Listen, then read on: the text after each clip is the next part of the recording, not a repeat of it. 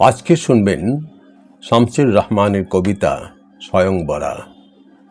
আবৃত্তি করছি আমি নাসির আহমেদ কাবুল। তুমি দেখো, একজন আমার আপন কণ্ঠস্বরে আমার একান্ত স্বপ্নগুলি নিঝুম আবৃত্তি করে। আমার পিতৃবিয়োগে একজন হয়েছে অনাথ, বনে এসে আমার বাসনার ছাড়া তাঁবুর বনাত।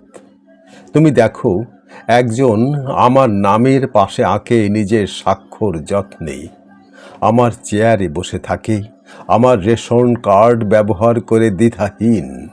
তুমি দেখো, একজন আমার বর্তনে প্রতিদিন নিবিষ্ট আহার করে, একজন রোগী খায় পথ্য আমার এবং রোজ আমার কলমে লেখে তথ্য। কিংবা কিছু হিজিবিজি একজন রাত্রে ঘুমায়, একজন ছাড় পোকা ছাওয়া আমার নিজস্ব বিছানায়।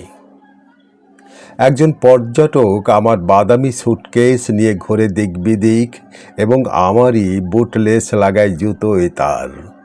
একজন আমার পোশাক পরে সূক্ষ্ম সাংস্কৃতিক সভায় বক্তৃতা ঝাড়ে, শাক দিয়ে মাছ ঢাকে মাঝে মধ্যেই।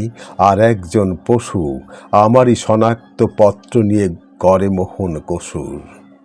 বলো তো, এদের মধ্যে হে মহিলা, কাকে তুমি চাও? পশুকেই, বলে তুমি শোনিতের নদীতে নাচাও। সবাই ভালো থাকুন।